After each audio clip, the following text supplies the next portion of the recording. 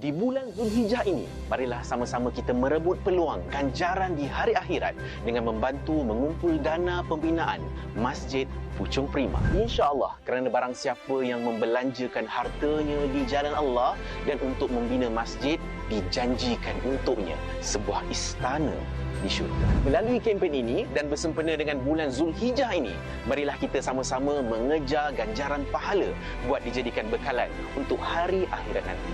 InsyaAllah, semoga dengan sumbangan yang saudara dan saudari berikan dalam menyediakan kemudahan untuk umat Islam menjadi asas kepada perpaduan umat Islam yang akan datang dan seterusnya. Ayuh, mari kita sama-sama menyumbang kepada dana pembinaan Masjid Puchong Prima ini dan semoga kita sentiasa berusaha meningkatkan amalan kita kepadanya. InsyaAllah.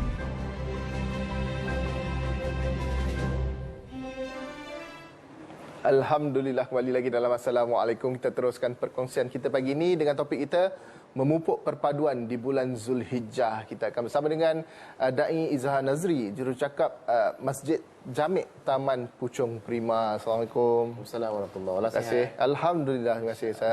Terima kasih bersama dengan kami.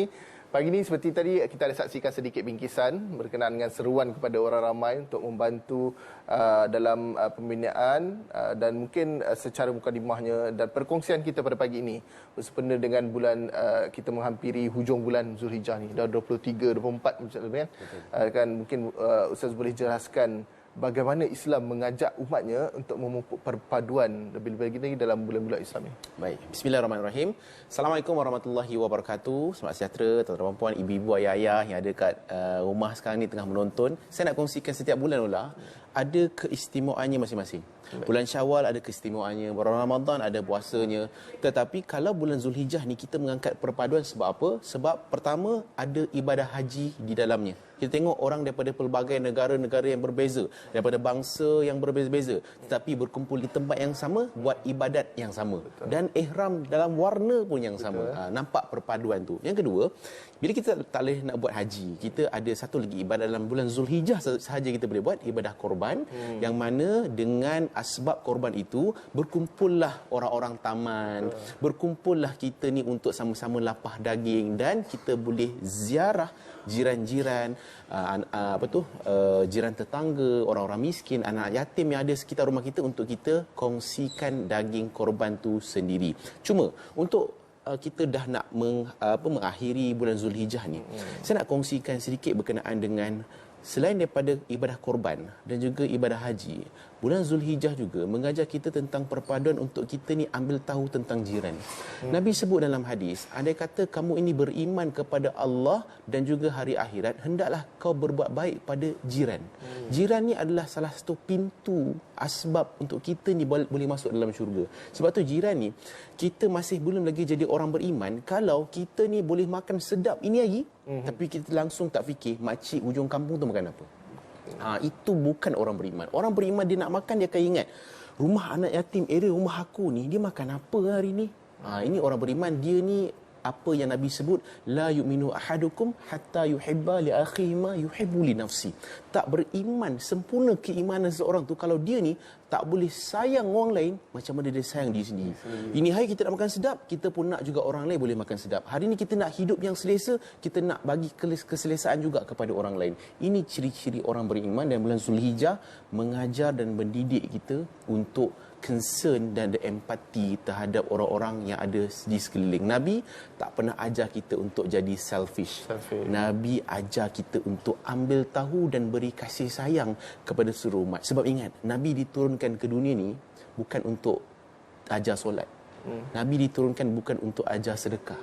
Nabi diturunkan bukan untuk ajar umrah haji. Nabi diturunkan ke muka bumi ni dan juga para penonton adalah untuk didik dan ajar tentang kasih sayang. Sebab dengan kasih sayanglah kita solat, dengan kasih sayanglah kita sedekah, dengan kasih sayanglah kita pergi umrah dan haji. Sebab kasih sayang tu yang jadi sesuatu yang perlu untuk kita pupuk dalam bulan Zulhijjah.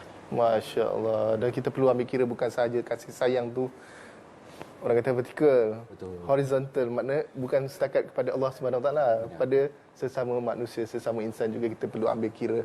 Dan antara amalan-amalan lain Ustaz dalam bulan Zulhijjah ni, seperti Ustaz kongsikan sebentar tadi, kita kena ambil kira, kita kena ambil tahu berkenaan orang lain, bagaimana makan ke dia, kita kena membantu dia. Selain daripada itu, apa yang kita boleh lakukan untuk sama-sama memupuk perpaduan? Kita biasa dengar tadi ulas sebut tentang kita kena jaga hubungan dengan Allah, hablum minallah. Dan kita pun kena jaga juga hablum minannas, hubungan dengan manusia. Sebab ada orang dia sangat jaga hubungan dengan Allah, tapi dia mengata orang, dia tak ambil tahu tentang orang, dia tak berkasih sayang sesama manusia dan makhluk. Maka ini bukan apa yang agama ajar. Agama bukan agama ritual yang hanya terikat pada solat, zikir dan juga Quran. Agama adalah agama yang mengajar tentang cara kita nak hidup dalam dunia ni. Maka ada satu lagi benda kita boleh buat dalam bulan Zulhijjah ni. Apa pula, tuan-tuan dan puan-puan? Kita diajar hablum minallah, hablum minannas. Tapi ada lagi tinggi daripada hablullah dan hablum minannas. Apa dia? Memudahkan orang untuk melakukan hablum minallah dan hablum minannas. Masya-Allah. Maknanya, contoh, kita dengar ada orang nak buat madrasah. Kita dengar ada orang nak buat masjid. Masjid yang menjadi hub untuk orang di dalamnya untuk buat hablum minallah. Dan di masjid juga ada majlis-majlis ilmu. Kita akan buat aktiviti-aktiviti keramaian dan orang berkumpul untuk hablum minannas. Bayangkan perintah Allah untuk hablum minallah dan hablum minannas. Kita pula invest dan membantu dalam proses menyediakan platform untuk orang nak hablum minallah, sujud menangis pada Allah, dan juga tempat untuk orang berkasih sayang dan bersilaturahim. Inilah lagi tinggi daripada hanya semata-mata kita nak buat, kita bantu orang sendiri. Untuk orang lain pun boleh hablum minallah dan hablum minannas. Masya-Allah, bukan setakat untuk diri kita sendiri. Betul. Masya-Allah, ini kita memudahkan untuk orang lain, kita membuka ruang juga kepada orang lain untuk sama-sama mendapat orang kata ganjaran-ganjaran pahala dan berterusan ini, insya-Allah. Dan apa bentuk yang orang kata kebaikan, bentuk kebaikan yang kita boleh lakukan seperti tadi Ustaz Sari kongsikan, menyediakan platform untuk orang melaksanakan ibadah. Bagaimana cara dia? Okey, antara cara yang kita boleh buat adalah kalaulah antara skrip ataupun permintaan orang di padang mahsyar yang dirakamkan dalam Al-Quran bila nampak neraka depan mata, mereka bukan minta untuk masuk syurga, tapi mereka minta untuk dikembalikan ke dunia. Dan kalaulah mereka boleh dikembalikan ke dunia, walaupun mustahil sebab dunia pun telah dihancurkan oleh Allah, kalau dah boleh kembali, apa yang boleh buat? Maka pasti mereka akan pilih satu-satunya ibadah yang boleh buat adalah ibadah sedekah. Sebab sedekah ni dia boleh jadi jariah dan boleh bertambah dan bercambah dan menyelamatkan mereka daripada api neraka dan juga mendapat tingkatan yang tinggi di dalam syurga.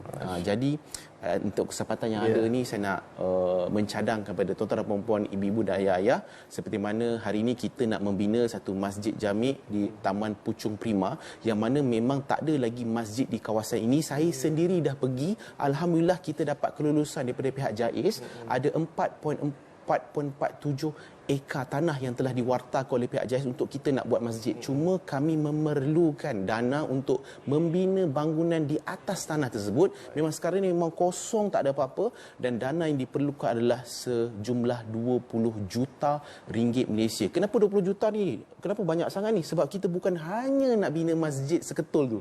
Kita juga akan membina dengan dana 20 juta tu, kita akan bina juga sekolah agama 2 tingkat. Dan juga kita akan bina juga bangunan serbaguna untuk ni hablum minannas tadi tu. Ramai-ramai berkumpul, buat kenduri, buat majlis, dan kita akan buat satu bangunan serbaguna untuk bagi peluang kepada peniaga-peniaga kat sana untuk buat perniagaan di tempat yang lebih proper, bukan kat tepi-tepi jalan seperti biasa. Dan bayangkan kita ada investment di dalam pembinaan ini, maka masya-Allah inilah peluang kita untuk dipermudahkan Allah dekat sana nanti. Sekarang memang tak nampak. Contoh ini hari kita transfer RM50 dekat nombor akaun yang tertera ni, atau boleh screenshot, ambil gambar nombor telefon ni, boleh call AJK Masjid kat sini.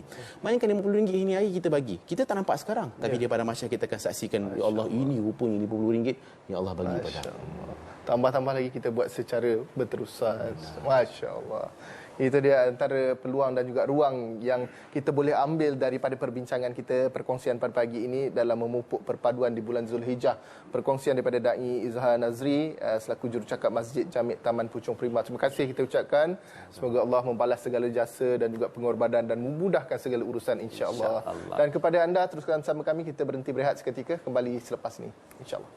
Di bulan Zulhijjah ini, marilah sama-sama kita merebut peluang ganjaran di hari akhirat dengan membantu mengumpul dana pembinaan Masjid Puchong Prima. InsyaAllah, kerana barang siapa yang membelanjakan hartanya di jalan Allah dan untuk membina masjid, dijanjikan untuknya sebuah istana di syurga. Melalui kempen ini dan bersempena dengan bulan Zulhijjah ini, marilah kita sama-sama mengejar ganjaran pahala buat dijadikan bekalan untuk hari akhirat nanti. InsyaAllah, semoga dengan sumbangan yang saudara dan saudari berikan dalam menyediakan kemudahan untuk umat Islam menjadi asas kepada perpaduan umat Islam yang akan datang dan seterusnya. Ayuh, mari kita sama-sama menyumbang kepada dana pembinaan Masjid Puchong Prima ini dan semoga kita sentiasa berusaha meningkatkan amalan kita kepadanya. InsyaAllah.